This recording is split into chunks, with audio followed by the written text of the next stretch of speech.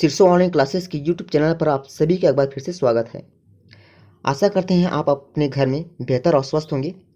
आज का हमारा यह क्लास जीव जगत का वर्गीकरण के आधार पर रहेगा। मीन्स क्लासिफिकेशन ऑफ लिविंग को यहाँ पर हम समझने वाले हैं, जिसमें मैं आप सभी को यहाँ पर वर्गीकरण से संबंधित जो भी वैज्ञानिक का नाम आता है और उस वैज्ञानिक ने जीव जगत का वर्गीकरण जो अस्तित्व में लाया था, इसको कितने भागों में बांटा गया है, किसको आधार लेकर के इसका वर्गीकरण किया गया था, इन सारी बातों को आज की क्लास में आप सभी को डीप में यहाँ पर एक्सप्लेन करूँगा। तो चलिए यहाँ से हम शुरुआत करते हैं और समझते हैं यहाँ पर जीव विज्ञान के टॉपिक को अच्छे से। देखिएगा, पहले हम यहाँ पर शुरुआत करते हैं जीव विज्ञान से। जीव विज्ञान किसे कहते हैं? आपको यहाँ पर ध्यान में रखना है कि जीव विज्ञान विज्ञान की एक ऐसी शाखा होती है जिसके अंतर्गत हम जंतु और पेड़ पौधों का अध्ययन करते हैं। वह क्या होता है हमारा? तो उसी को हम जीव विज्ञान बताते हैं, है ना। इसके दो भाग होते हैं। पहला जिसको हम यहाँ पर जंतु विज्ञान बताते हैं, इसको हम इंग्लिश में कहते हैं जूलॉजी। दूसरा होता है वनस्पति विज्ञान, जिसको इंग्लिश में हम यहाँ पर बॉटनी कहते हैं। जंतु विज्ञान के अंतर्गत जंतुओं का अध्ययन किया जाता है, जबकि वनस्पति विज्ञान के अंतर्गत पेड़ पौधों का अध्ययन किया जाता है ना। सबसे पहले अरस्तु नामक वैज्ञानिक ने 340 ईस्वी पूर्व में एक पुस्तक लिखा था जिसका नाम था जंतु इतिहास। मीन्स यहाँ पर आप बताएंगे एनिमल हिस्ट्री। ये पुस्तक इन्होंने लिखा था और इसी कारण से अरस्तु साहब को जंतु विज्ञान का जनक कहा जाने लगा, है ना। उसके बाद देखिएगा, टेक्सोनॉमिक एक क्या है? ये भी एक विज्ञान की शाखा होती है और इसी टेक्सोनॉमी के अंतर्गत जितने भी एनिमल्स आते हैं उन सभी को जो है उनके नामकरण के आधार पर और वर्गीकरण के आधार पर अलग अलग समूह में बांटा गया है। ये आपको यहाँ पर ध्यान में रखना है। ये आपको समझ में आ गया होगा कि टेक्सोनॉमी क्या है। तो एक प्रकार की ये भी विज्ञान की शाखा होती है जिसके अंतर्गत जंतुओं का नामकरण और क्लासिफिकेशन को लेकर उनको अलग अलग समूह में बांटा गया है। तो देखिए यहाँ पर फिर आपको यहाँ पर नोट कर लेना है 1735 का टाइमिंग एक समय आता है जिसमें कार्लोस लिनियस नामक एक वैज्ञानिक ने एक पुस्तक लिखी जिसका नाम था सिस्टेमा नेचुरी। इन्होंने यहाँ पर 4000 से ज़्यादा जीवों का क्लासिफिकेशन किया था और इन्हीं ही father of the modern taxonomy कहा जाता है।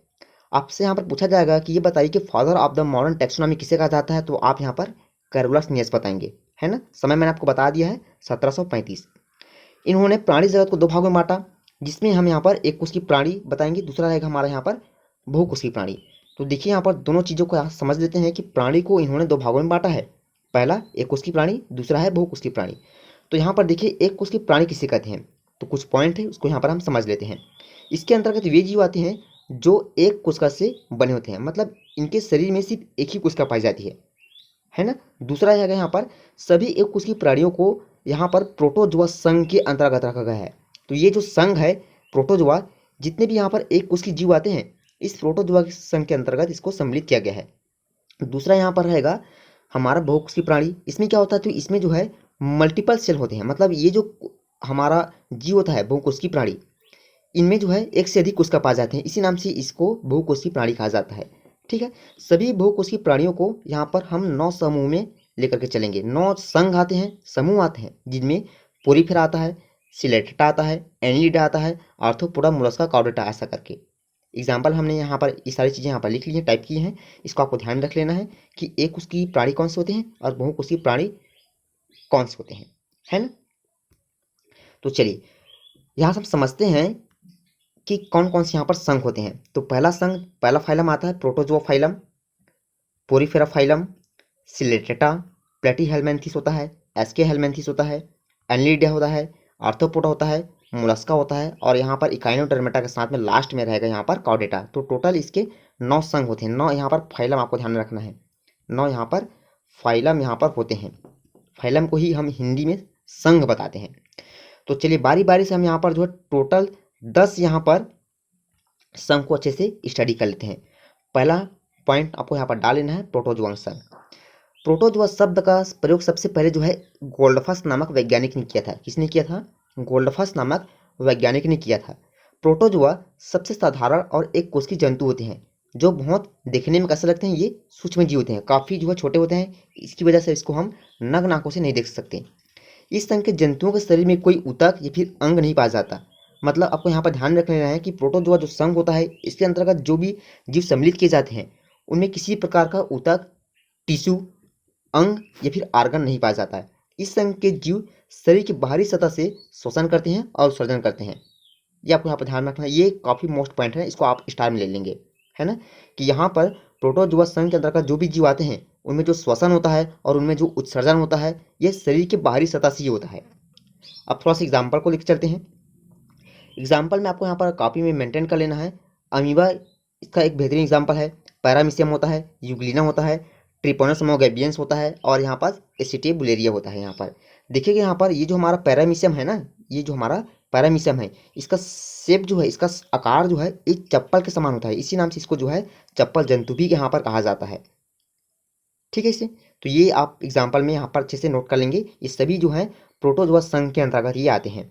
अब दूसरा जो संघ रहेगा संघ फोरिफेरा, क्या रहेगा यहाँ पर संघ पोरिफेरा, मतलब फाइलम फोरिफेरा को यहाँ पर समझते हैं। यह साधारण बहुकोषीय जीव होते हैं, मतलब ये जो जीव होते हैं जिसके अंतर्गत सभी पोरिफेरा के अंतर्गत जो जितने भी जीव आते हैं ये कैसे होते हैं, ये तो बहुकोषीय होते हैं। इनमें जो इनके बॉडी में एक से अधिक कोशिका यहाँ पर पाए जाते हैं, इसी की वजह से इसको बहुकोषीय जीव कहते हैं। इस संघ के सभी जंतु खारे पानी में पाए जाते हैं, मतलब समुद्री चट्टाने या फिर ठोस पदार्थ पर ये पाए जाते हैं। इन जंतुओं के शरीर में बहुत से छिद्र होते हैं जिन्हें हम क्या कहते हैं, आष्टिया कहते हैं। क्या कहते हैं, आष्टिया। जैसे आप यहाँ पर देख सकते हैं, ये जो फिगर यहाँ पर समाहित है ना, इसमें आप देख सकते हैं यहाँ पर इनके कह सकते हैं बॉडीज में बहुत सारे छोटे छोटे असंख्य छिद्र पाए जाते हैं, है ना, और इन छिद्र को क्या कहते हैं, तो आप यहाँ पर आष्टिया बताएंगे। इन्हीं छिद्र में जल, ऑक्सीजन, भोजन इनके शरीर में पहुँच जाता है। मतलब ये जो छिद्र होता है इनकी छिद्र के द्वारा ही, छिद्र के मार्ग से ही ऑक्सीजन साथ साथ भोजन इनके शरीर में पहुँचता रहता है। इनका आकार जो है अनियमित रहता है, मतलब इनका आकार जो है कभी भी समान नहीं रहता, कभी छोटा तो कभी बड़ा ये होता रहता है। और ये जीव एक स्थान से दूसरे स्थान पर गति नहीं कर सकते। मतलब आप यहाँ पर ध्यान रख लेंगे कि इनमें जो है मोशन करने के लिए किसी प्रकार का कोई आर्गन पाया नहीं जाता, जिसकी वजह से ये एनिमल्स जो हैं एक ही स्थान से दूसरे स्थान तक गति करने में असमर्थ होते हैं। अगला पॉइंट आपको यहाँ पर नोट कर लेना है, संघ फोरिफेरा के जीवों को समानता स्पंज कहते हैं। क्या कहते हैं, इसी को स्पंज कहा जाता है। तो इसका एक बेहतरीन एग्जाम्पल आप देख लेते हैं। यहाँ पर 4 एग्जाम्पल रहेंगे। पहला यहाँ पर रहेगा साइकान, दूसरा रहेगा यहाँ पर स्पॉन्जिया, तीसरा रहेगा यहाँ पर डुप्लिकेटा और यहाँ पर लास्ट में रहेगा स्पॉन्जिला करके। तो इसके 4 एग्जाम्पल रहते हैं। चारों एग्जाम्पल आपको यहाँ पर फिगर के साथ में अच्छे से कॉपी में नोट कर लेना है। अब अगला यहाँ पर हम फाइलम की बात करते हैं। अगला फाइलम रहेगा यहाँ पर सिलेंट्रेटा। इसी को देखिए यहाँ पर प्रवाल जंतु कहते हैं। क्या कहते हैं, इसी को प्रवाल जंतु भी कहते हैं। इसका एक और अन्य नाम होता है जिसको हम यहाँ पर निडेरिया बताएंगे। इसका दूसरा नाम क्या है, निडेरिया। सिलेंट्रेटा का दूसरा नाम होता है निडेरिया। इस संघ के जंतु मुख्य रूप से समुद्री जल में पाए जाते हैं। इन प्राणियों की संरचना धागे की तरह होती है और इन जंतुओं में रक्त नहीं होता, फिर भी ये श्वसन करते रहते हैं। आपको यहाँ पर जानकर थोड़ा सा हैरानी होगी कि ये कैसे जंतु होते हैं जिनमें रक्त होता नहीं, फिर भी इनमें जो है रेस्पिरेशन होता है, श्वसन होता है। तो आप यहाँ पर ध्यान में रख लेंगे कि ये ऐसे एनिमल्स होते हैं जिनमें रक्त होता नहीं, इसके बावजूद भी इनमें क्या होता रहता है, श्वसन होता रहता है ना।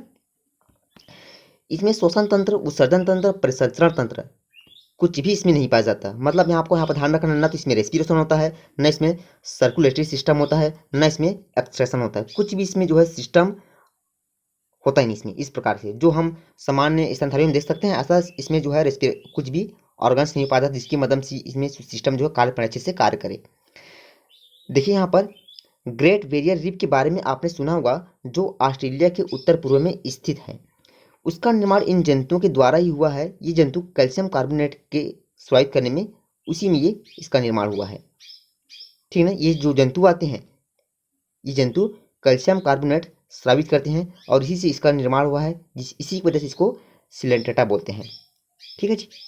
एग्जाम्पल देखिए यहाँ पर, एग्जाम्पल आप यहाँ पर बता सकते हैं। हाइड्रा का जो पौधा होता है ये आता है यहाँ पर, ओरेलिया आता है, और यहाँ पर मूंगा जिसको हम कोरल बताते हैं। ये सभी जो है 3 एग्जाम्पल आपको ध्यान में रखने हैं। तीनों एग्जाम्पल जो है यहाँ पर मोस्ट रहेंगे।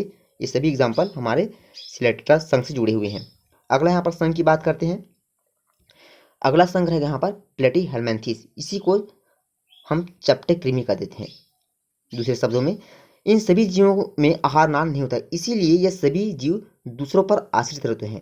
मतलब हम बता सकते हैं कि जो जीव दूसरों पर आश्रित रहते हैं इसको हम क्या बोलते हैं, पैरासाइट बोलते हैं। मतलब हिंदी में इसको हम परजीवी बताते हैं, है ना। इन सभी जंतुओं का मनुष्य, पालतू पशु और जंगली जंतु से आश्रय होता है।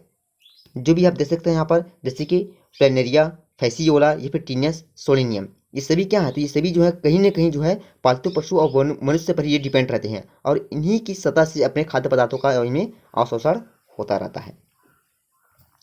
आप थोड़ा सा एग्जाम्पल ध्यान रख लेंगे यहाँ पर। अगला जो हम फैलन की बात करने वाले हैं वह रहेगा यहाँ पर एस्के हेलमेंथीस।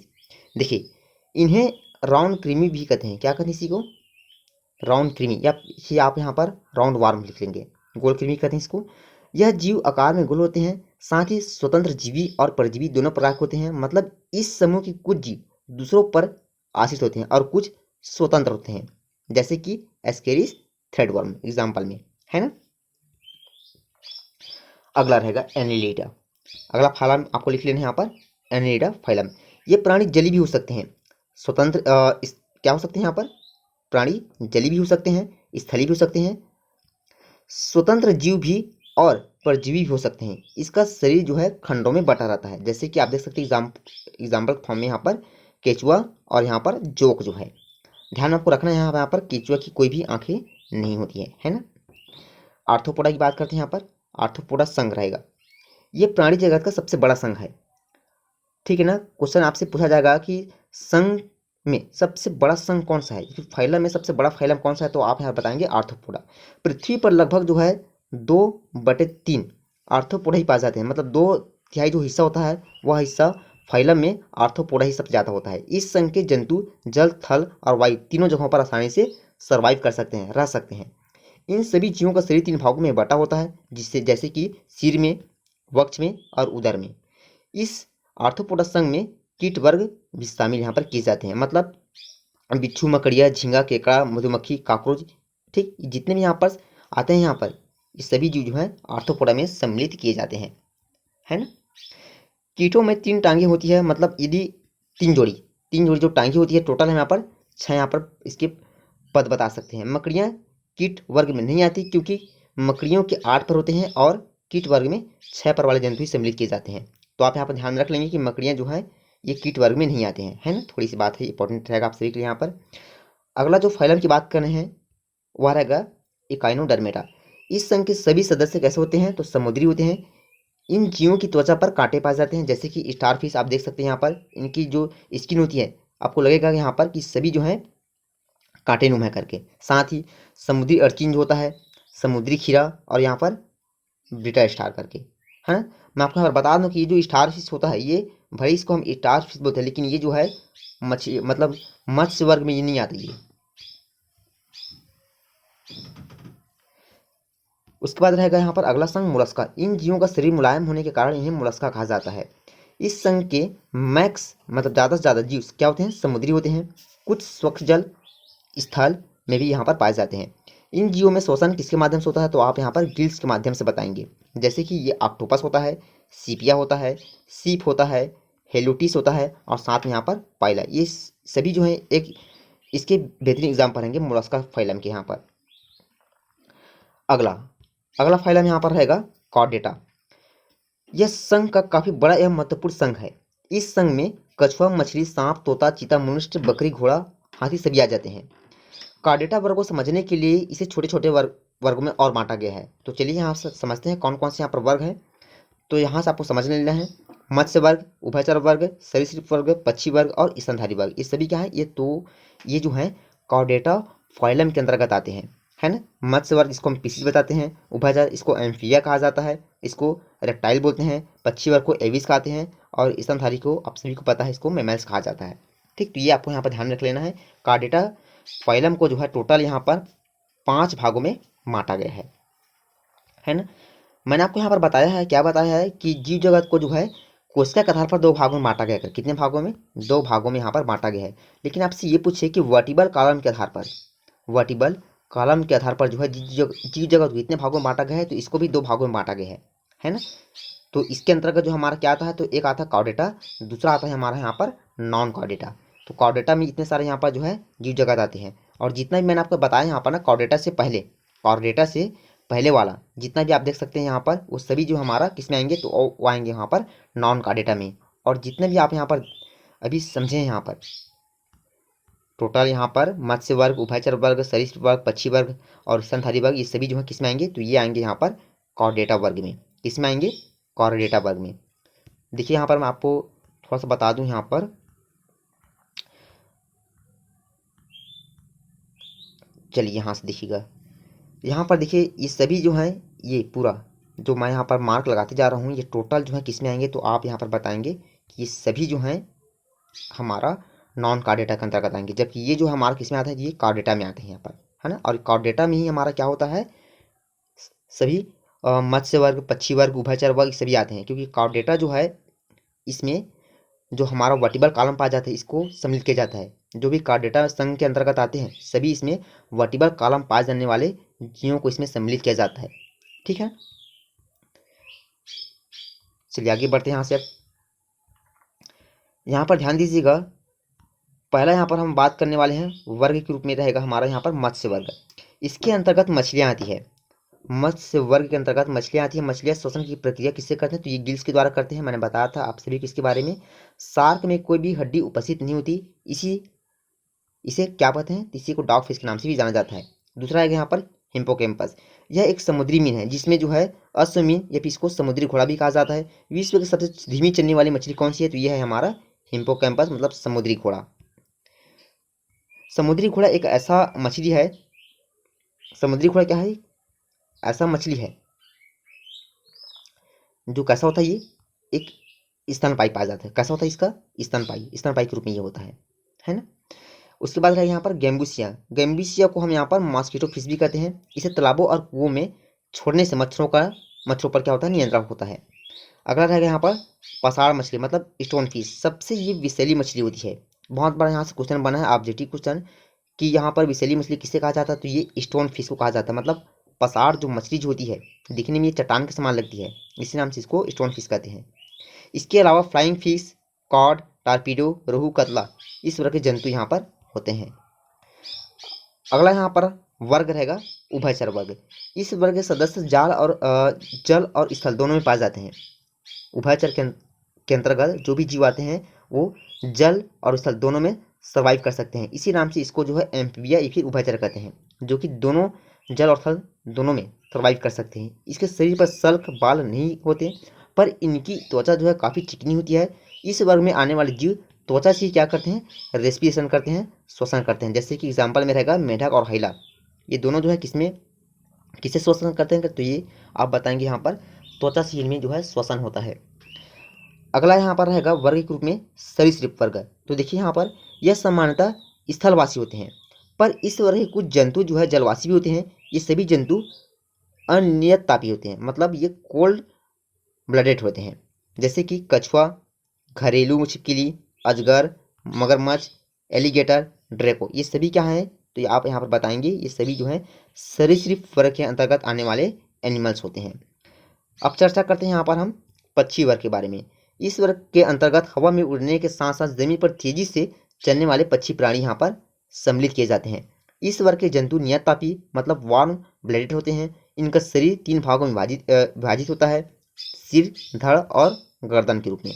जैसे कि कबूतर, मोर, तोता, ऑस्ट्रिच, कीवी। देखिए यहाँ पर कुछ इंपॉर्टेंट पॉइंट्स उसको मैं बता देता हूँ। यहाँ पर ऑस्ट्रिच जो है एक दौड़ने वाला बहुत बड़ा पक्षी है जिसे हम शुतुरमुर्ग नाम से जानते हैं। इसका अंडा जो है 2 kg का होता है। कीवी भी एक उड़ने वाला पक्षी है जो कि न्यूजीलैंड में पाया जाता है। इसका वैज्ञानिक नाम क्या है, तो आप यहाँ पर बताएंगे एप्टेरिक्स। शुतुरमुर्ग पृथ्वी पर सबसे बड़ा जीवित पक्षी है, जबकि हमिंग बर्ड जो है, जिसको हम गुंजन पक्षी भी कहते हैं, ये सबसे छोटा पक्षी है। ये हमिंग बर्ड कहाँ पाया जाता है, तो ये क्यूबा कंट्री में पाया जाता है। गुंजन पंछी एकमात्र ऐसा पंछी है जो कि हमेशा पीछे की ओर उड़ता है ना। अब समझते हैं यहाँ पर हम लास्ट यहाँ पर स्लाइड रहेगा स्तनधारी वर्ग। इस वर्ग के सभी प्राणी अधिक विकसित व समतापी होते हैं। जैसे कि एग्जाम्पल में चलेंगे, इसके 3 वर्ग उपवर्ग होते हैं। सब क्लासेस बात करते हैं। पहला रहेगा यहाँ पर उपवर्ग के रूप में प्रोटोथीरिया, फिर मेटाथीरिया और लास्ट में होता है यहाँ पर यूथीरिया। जो हमारा प्रोटोथीरिया आता है इसके अंतर्गत एकिडना और मोनोट्रिम 2 एनिमल्स आते हैं।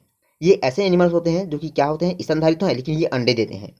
जबकि जो मेटाथीरिया सब क्लास हमारा होता है, ये जंतु कैसे होते हैं, तो ये जंतु आपको बताना है, ना तो ये अंडे देते हैं और न ये पूर्ण विकसित होते हैं।